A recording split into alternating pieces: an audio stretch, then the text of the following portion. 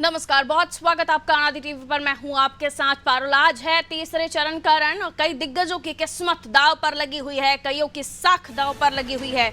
और बड़ी खबर इसी बीच आपको बता रहे हैं, लोकसभा के तीसरे चरण का मतदान लगातार जारी है। लोग पहुंच रहे हैं, मतदान कर रहे हैं। 10 सीटों पर उत्तर प्रदेश की मतदान चल रहा है। 10 सीटें जिनमें संभल, हाथरस, आगरा, फतेहपुर सीकरी, एटा, फिरोजाबाद, मैनपुरी, बदायूं, बरेली, आंवला शामिल हैं।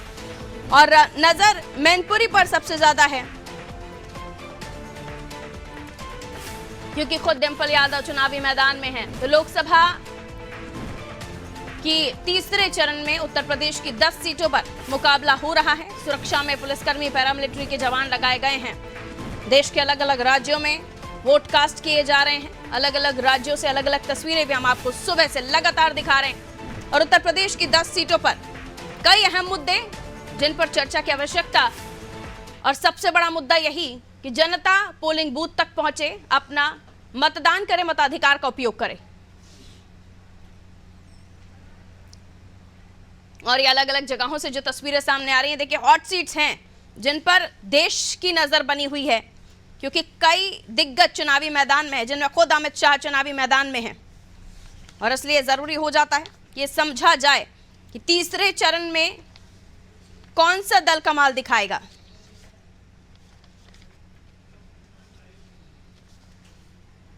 और चलिए, हमारे साथ जो मेहमान बने हुए हैं उनसे आपका परिचय करा देते हैं। उत्तर प्रदेश से हमारे साथ गेस्ट जुड़े हुए हैं, उनके साथ हम आज चर्चा करने वाले हैं उत्तर प्रदेश में हो रहे तीसरे चरण के मतदान को लेकर। अश्विनी शाही जी हमारे साथ जुड़े हुए हैं। अश्विनी जी, बहुत बहुत स्वागत करती हूँ। और बाकी मेहमान भी हमारे साथ जैसे ही जुड़ेंगे परिचय कराऊंगी।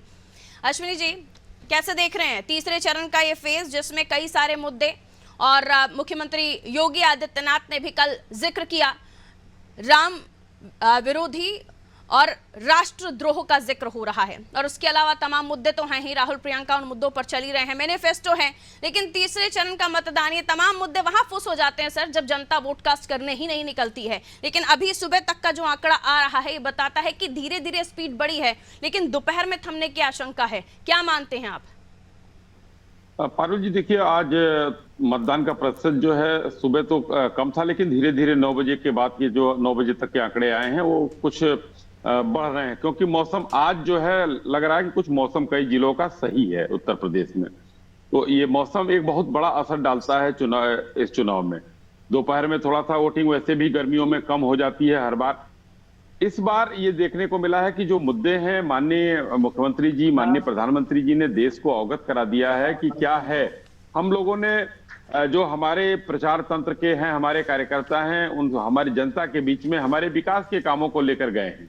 हम लोगों ने बड़े सिस्टमेटिक तरीके से, चूंकि संगठन भारतीय जनता पार्टी का सबसे ज्यादा मजबूत है, कुछ दलों के तो संगठन उत्तर प्रदेश क्या कहीं पूरे जो है देश में बहुत कमजोर है, उत्तर प्रदेश में तो खास करके बाकी जगहों पर कमजोर हैं। तो सॉरी जी, तो इसलिए जो है ये लोग अपनी चीजों को सिर्फ और सिर्फ केंद्रित कर रहे हैं कि इन लोगों ने क्या नहीं किया, और नेगेटिव नैरेटिव फैलाने की कोशिश करेंगे। जनता जागरूक है पारुल जी, जनता ये समझती है कि 10 सालों में देश के ने क्या प्रगति किया है। सबका साथ, सबका विकास और सबका विश्वास का नारा कहां पर परिलक्षित हुआ है, कहां नहीं हुआ है जी। और इस मुद्दे पर वोट डालने जा रही है कि हम कितने मजबूत हो रहे हैं। माननीय मोदी जी को प्रधानमंत्री बनाना, महिलाओं से लेकर और नए वोटरों तक में उत्साह देखा गया है कि उनको बनाना है जी। जी, हमारे साथ बाकी सहयोगी भी जुड़ गए हैं, हमारे साथ बाकी मेहमान जुड़ गए हैं। सुजीत जी वरिष्ठ पत्रकार हैं, हमारे साथ जुड़े हैं। सुजीत जी, बहुत स्वागत आपका। हमारे साथ अजीत नंदवंशी जी जुड़े हुए हैं कांग्रेस से, बहुत स्वागत करती हूँ अजीत जी आपका। सुजीत जी, पहले आप ही से समझने की कोशिश करूंगी। शाही परिवार का जिक्र हुआ, शहजादे का जिक्र हुआ, विरासत में मिली हुई सीटों की बात हो गई, राम भक्त देशभक्त वर्सेस देश विरोधी, राम विरोधी वाली बातें भी सामने आ गई। अमित शाह साहब का भी बयान आया इस बीच, और पूरी ताकत झोंकी। तीसरे चरण का रण, 10 सीटें सर, जिस पर खुद डिंपल यादव है, यादव फैमिली के 3 लोग इन सीटों पर हैं। और कल ही हमने देखा कि अखिलेश जी ने न्यूट्रल करने के लिए स्थिति को प्रदेश अध्यक्ष बदल दिया। आपका पहला कमेंट सर, उसके बाद एक बड़ी खबर की तरफ मैं जा रही हूँ जल्दी से। अजीत जी, सुजीत जी। पारुल जी, आज जिन सीटों पर चुनाव हो रहा है, निश्चित रूप से भारतीय जनता पार्टी का प्रबंधकीय कौशल बहुत शानदार है, इसमें कोई दो राय नहीं है। लेकिन मैनपुरी, फिरोजाबाद, संभल और बदायूं, ये 4 सीटें ऐसी हैं जिन पर भारतीय जनता पार्टी को निश्चित रूप से थोड़ी सी परेशानी हो रही है और उससे भी ज्यादा परेशानी हो रही है जो मतदान प्रतिशत कम हो रहा है। भारतीय जनता पार्टी के चिंताकार इस विषय पर निश्चित रूप से मुझे लगता है कि बहुत मंथन में है और उसके बाद भी वो चुनाव का प्रतिशत बढ़ा नहीं पा रहे हैं। ये कहीं ना कहीं से भारतीय जनता पार्टी को परेशान कर रही है और समाजवादी पार्टी जिन जिन सीटों पर मैंने बताया उन सीटों पर कहीं ना कहीं से भाजपा को परेशान कर रही है। ठीक है, मैं लौट रही हूँ सर आपके पास। एक बड़ी खबर हमारे पास आई है, वो दर्शकों को सबसे पहले बता दें, उसके बाद हम चर्चा पर वापस जाएंगे। फिरोजाबाद से ये खबर है, तीसरे चरण का मतदान लगातार जारी है। पोलिंग बूथों पर लंबी लंबी कतारें देखी जा रही हैं और ये अच्छी खबर है, सुखद खबर है। मतदाताओं का पोलिंग बूथ पर लगातार तांता देखा जा रहा है। मतदान को लेकर मतदाताओं में खासा उत्साह है। शहरी क्षेत्र की अपेक्षा ग्रामीण क्षेत्रों में ज्यादा उत्साह है। ये देखिए, विधानसभा चुनाव में भी हमने देखा था कि शहरी क्षेत्र से ज्यादा, ग्रामीण अंचलों से ज्यादा वोटर्स निकलकर सामने आ रहे थे।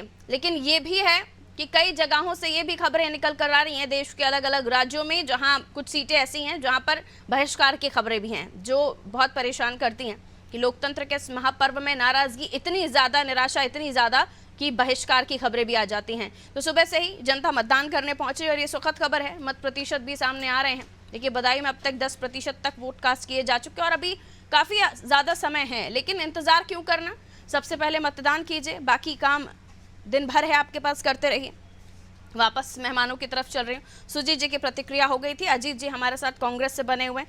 अजीत जी, क्या लगता है जिस तरीके के मुद्दे इस बार आए, देखिए देश के जिस भी कोने में राजनेताओं ने जो कहा, उसका असर चुनाव के तीसरे चरण में अलग अलग सीटों पर पड़ेगा ही।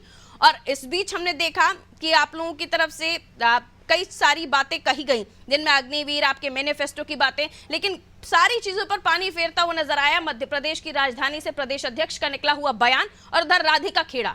आधी आबादी जो अब कहीं ना कहीं आपको दूसरे तरीके से देख रही है। अजीत जी। सभी दर्शकों को नमस्कार। मैं कहना चाहूंगा कि जो आपने मुद्दों की बात की, आज देखिए भारतीय जनता पार्टी पिछले 10 साल से सरकार है, कोई भी किसी भी प्रकार का किसी क्षेत्र में विकास नहीं हुआ। अगर विकास किया होता तो विकास के मुद्दों पे वोट मांगते माननीय मोदी जी, माननीय योगी जी। आज जैसे ही चुनाव आया है, ये फिर से वही हिंदू मुसलमान, महिलाओं के मंगलसूत्र को छीनने की बात, वही पुरानी जो भाजपा ने हमेशा से जो राजनीति की है, उसी राजनीति को लेकर ये फिर से है। लेकिन देश की जनता जान चुकी है कि ये सब इनके झूठे वादे हैं। साम दाम दंड भेद की नीति के साथ एनडीए गठबंधन पूरी तरीके से लगा हुआ है। आज आप पूरे उत्तर प्रदेश में मैं देख रहा हूँ, दौरे पे हूँ लगातार, अभी बाहर हूँ गाड़ी में, कि सभी जगह भारतीय जनता पार्टी के पोस्टर्स लगे हुए हैं। अन्य दलों को देखिए, कांग्रेस पार्टी के अभी 1 महीने पहले इन्होंने युवा कांग्रेस के NSUI के जो संगठन के लोग, हम लोगों ने पैसा जमा किया था, वो उन खातों को सीज कर दिया। हर तरह से विपक्ष को परेशान करके, साम दाम दंड भेद करके ये कैसे भी चुनाव जीतना चाहते हैं। लेकिन देश की जनता इस चीज को समझ चुकी है, इनके झूठ को समझ चुकी है, इनकी नीयत को समझ चुकी है कि ये देश को कैसे बर्बाद करना चाहते हैं, आम आदमी की कैसे रोटी छीनना चाहते हैं, अपने मित्रों को, मोदी जी के जो मित्र हैं, उनको देश का सारा पैसा दे देना चाहते हैं और आम आदमी को एक बिल्कुल बंधुआ मजदूर की तरह इस भारत के लोगों को रखना चाहते हैं। लेकिन देश की जनता जवाब देने वाली है। और तीसरे चरण के चुनाव में तो आप देखिएगा, ये गठबंधन की सीटें, सारी गठबंधन की सीटें जीतने वाली है। तीसरी चरण में गठबंधन बहुत ही ज्यादा मजबूत है उत्तर प्रदेश में। ऐसा आने वाले समय में आप सभी को दिखाई पड़ेगा। ठीक है, आपका कहना है कि काफी ज्यादा मजबूती है। मुद्दों की बात आप कर रहे हैं, तो मुद्दे आप उठा रहे हैं आरक्षण, जिसके मामले में कर्नाटक में आपको खुद ही सफाइयां देनी पड़ रही हैं। उसके बाद आरक्षण आप कह रहे हैं कि संविधान बदल दिया जाएगा। बीजेपी कह रही है सबसे ज्यादा 100 संशोधन तो आप ही की सरकार में हुए थे जब कांग्रेस की सरकार थी। तो ये जो मुद्दे आप लोग उठा रहे हैं, आपको लगता है ये वैलिड है और बीजेपी के मुद्दे वैलिड नहीं है? भारतीय जनता पार्टी के कई तमाम प्रवक्ताओं ने और जो प्रत्याशी रहे, उन्होंने खुद मंचों से, बड़े नेताओं ने कहा है कि हमें 400 सीटों की आवश्यकता इसलिए है कि हम संविधान में संशोधन कर सके। भारतीय जनता पार्टी की नेता ने कहा कि जो नीची जाति के लोग हैं, ये हमारे सर पर आकर के बैठ गए, संविधान संशोधन करने की जरूरत है, तब ये लोग अपनी जगह तक पहुंच पाएंगे।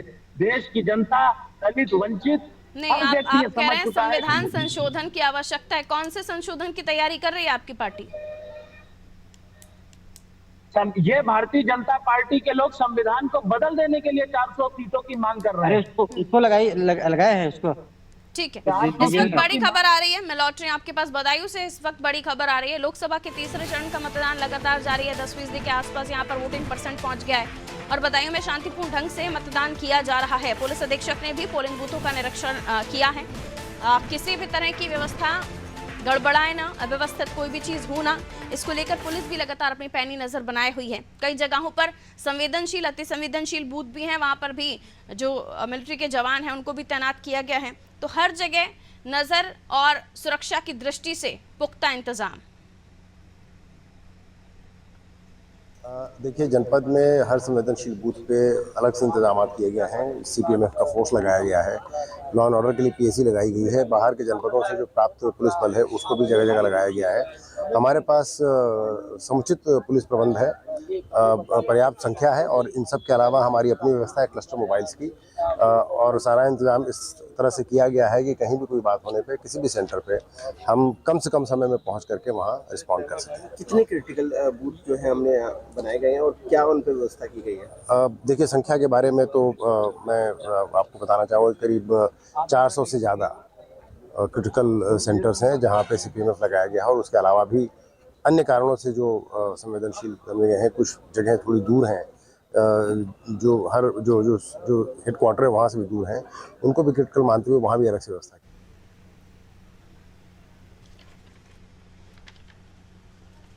तो देखिए, तीसरे चरण के इस रण में तमाम जगहों से तस्वीरें भी आ रही हैं और जो बड़ी खबरें आ रही हैं वो भी हम अपने दर्शकों को दिखा रहे हैं। रविंद्र जी हमारे साथ सपा से जुड़े हुए। रविंद्र जी, बहुत स्वागत है आपका, आप ही से प्रतिक्रिया लूंगी। सर, तमाम सीटों पर आपके भी कैंडिडेट हैं, तीसरे चरण का ये रण है, वोटिंग प्रतिशत क्या निकल कर सामने आता है उसके बाद और भी आकलन होगा, लेकिन बहुत हल्का चुनाव नहीं है सर ये 10 सीटों का भी। यहाँ पर भी हम देख रहे हैं त्रिकोणीय मुकाबला, कांटे की टक्कर दिखाई दे रही है। आप कहाँ पाते हैं इस तीसरे चरण में अपनी पार्टी को? सर्वप्रथम तो पारुल जी, आज का जो मतदान है जी, यह भारतीय जनता पार्टी द्वारा प्रायोजित राष्ट्रीय अस्मिता पर प्रहार के खिलाफ मतवार के रूप में है। एक मानसिक विकलांग व्यक्ति है भारतीय जनता पार्टी में, मंत्री भी रह चुका है, सांसद है, परसोत्तम रूपाला। उसने छत्राणियों के ऊपर, छत्राणियों के बच्चियों के ऊपर, छत्राणियों के बेटियों के ऊपर बहुत आपत्तिजनक बयान दिया था। बार बार गुजरात की जनता ने कहा कि इसको हटा दिया जाए, लेकिन उसको नहीं हटाया गया। तो उसके खिलाफ 2 बार बयान हो चुका है, 2 मतदान हो चुका है। आज का मतदान जो होगा मतवार के रूप में होगा और परसोत्तम रूपाला को जो प्राश्रय दिया भारतीय जनता पार्टी ने, इस बार क्षत्रिय समाज के साथ वह सभी समाज जो राष्ट्रवादी है निकल के बीजेपी को डुबो के रख देगा। अब आते हैं उत्तर प्रदेश की 10 सीटों पे। उत्तर प्रदेश की 10 सीटें जो हैं ये दोआबा की हैं।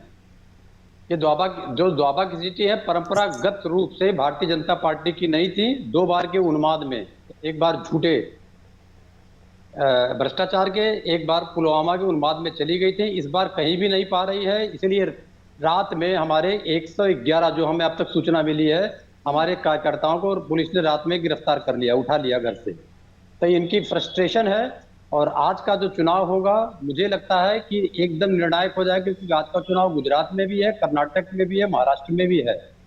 तो यहीं से आज एकदम फाइनल टैली बन जाएगी कि भारतीय जनता पार्टी कितने बुरी तरीके से बाहर हो रही है और राष्ट्रीय अस्मिता को कैसे उसने कुचला है और कैसे राष्ट्रीय अस्मिता को कुचलने वाले के पीछे खड़ी हुई है। इसके खिलाफ पूरा क्षत्रिय समाज और पूरा राष्ट्रीय समाज खड़ा हुआ है। जी धन्यवाद। शाही साहब, जवाब आपका। देखिए, किस तरीके से समाजवादी पार्टी भ्रम फैलाती है। मैनपुरी में अभी जो घटना हुई, देखिए, एक क्षत्रिय समाज के पुरोधा राष्ट्र नायक महाराणा प्रताप की जयंती मनाने की तैयारी 9 तारीख को हम लोग कर रहे हैं। आज 7 तारीख में बैठे हैं, एक दिन बाद, और समाजवादी पार्टी के राष्ट्रीय अध्यक्ष और उनकी पत्नी का रोड शो निकलता है। समाजवादी पार्टी के गुंडे जूता चप्पल पहनकर चले जाते हैं और उनकी मूर्ति और तलवार को तोड़ने की कोशिश करते हैं। ये लोग राष्ट्रीय अस्मिता का सम्मान कर रहे हैं और कह रहे हैं कि बताइए, उनके 100 गुंडों के खिलाफ मुकदमा दर्ज है, 5-6 गिरफ्तार हो गए। कह रहे हैं ना कि 111 को उठाया गया है। ऐसे ही समाजवादी पार्टी के गुंडे हैं जिनको उठाया जा रहा है। गुंडों की पार्टी है तो होगी। दूसरी बात मैं कहना चाहता हूं, जो पुरुषोत्तम रूपाला जी की घटना का जिक्र करके समाजवादी पार्टी बैलेंस करने की कोशिश कर रही है मैनपुरी घटना को।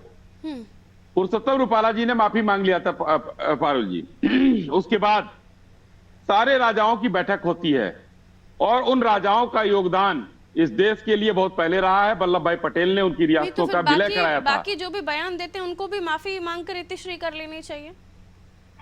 जो बयान दे रहे हैं उनको माफी मांगना चाहिए, गलत बयान दे रहे हैं तो माफी मांगना चाहिए। लेकिन इसके ये एक मैसेज जाना चाहिए, थोड़ा सा 30 सेकंड में ये मैसेज मैं दे दूं आपको, सुन लीजिए। जामनगर के राजा जम सिंह हैं।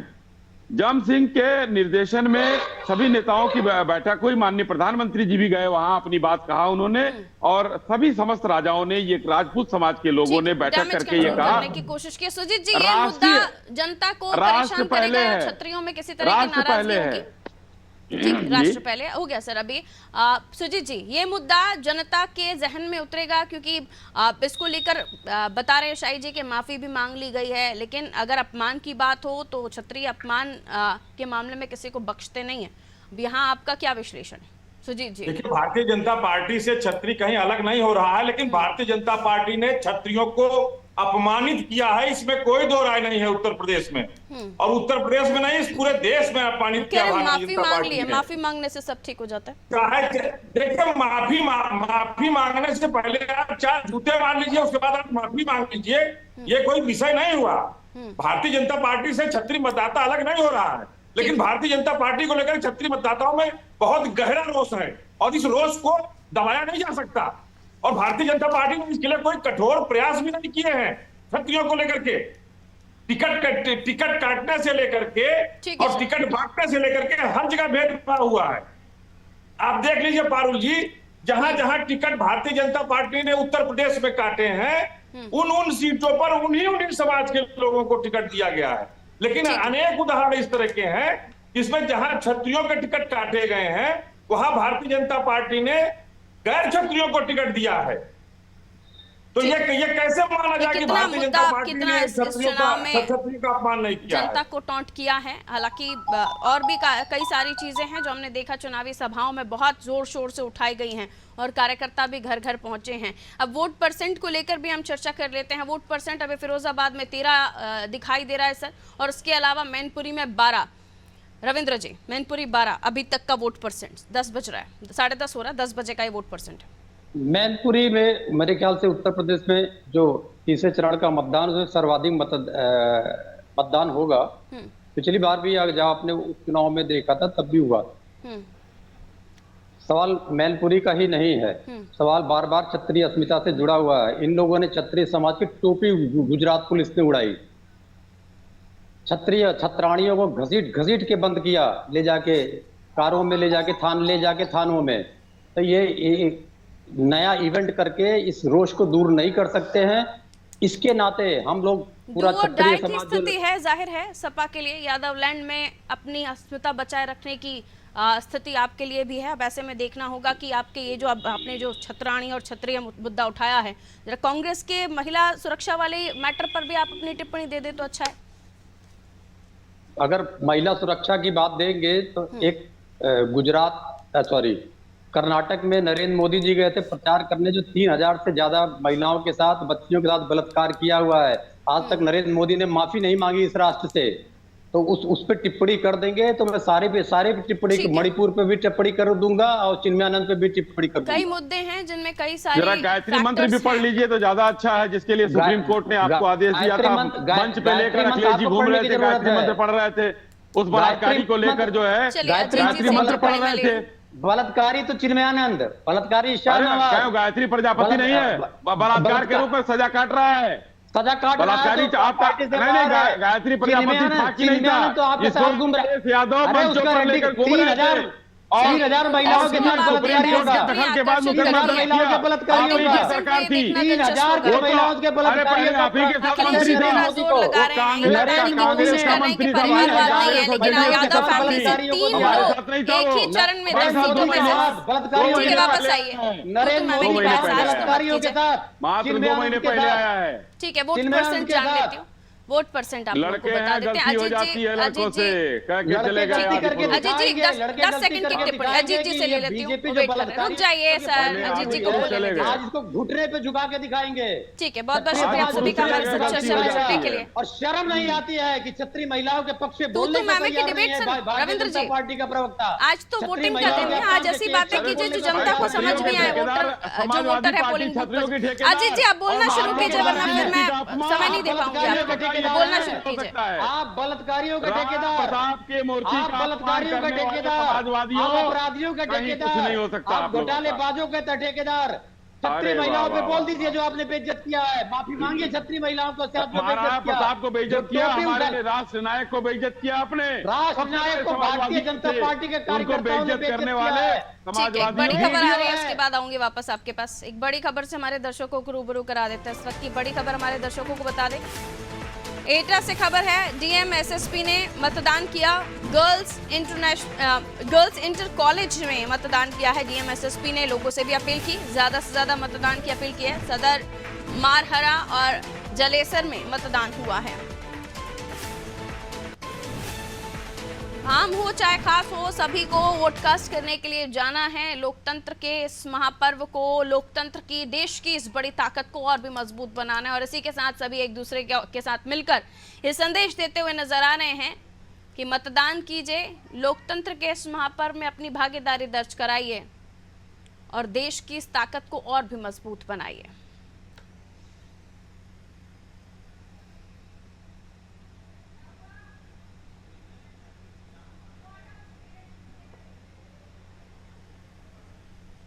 तो देखिए, ये जो तस्वीरें आप देख रहे हैं एटा से सामने आई हैं। एटा जहां काफी टफ फाइट है। एक बार फिर से यहां से भारतीय जनता पार्टी के सिटिंग एमपी हैं राजवीर सिंह मैदान में हैं और देवेश शाक्य एसपी से यानी सपा से मैदान में, बीएसपी से मोहम्मद इरफान मैदान में हैं। और तो काफ़ी कड़ा मुकाबला है, लेकिन जनता पहुंच रही है वोटकास्ट करने के लिए। किसे चुन रही है ये 4 जून को पता चलेगा। फिलहाल ये तस्वीरें जो बताती हैं कि घर से निकलिए, मतदान कीजिए। हम लोग को पता है कि आज एटा जनपद में 3 विधानसभा जो है, जलेसर, एटा सदर और मारहरा, तीनों विधानसभा में आज चुनाव की प्रक्रिया शुरू हुई है। चुनाव हमारे यहाँ शुरू हो गया है। आज उसी क्रम में मैंने और कप्तान साहब ने भी सबसे पहले वोट दे के यहाँ पे आप लोग के सामने हम लोग यहाँ पे हैं। हम लोगों का यही आप लोग के माध्यम से पूरे जनपद वासियों से निवेदन है कि भारी संख्या में बाहर निकलें और अपने मताधिकार का प्रयोग करें, क्योंकि ये लोकतंत्र है हमारा। लोकतंत्र में मताधिकार का प्रयोग जरूर करना चाहिए। तो यही निवेदन आप लोग के माध्यम से हम अपने जनपद वासियों से करना चाहेंगे। देखिए, ये तीन विधानसभाओं में आज हमारे यहाँ पे मतदान है और सबसे पहले हम और जिलाधिकारी महोदय निकल कर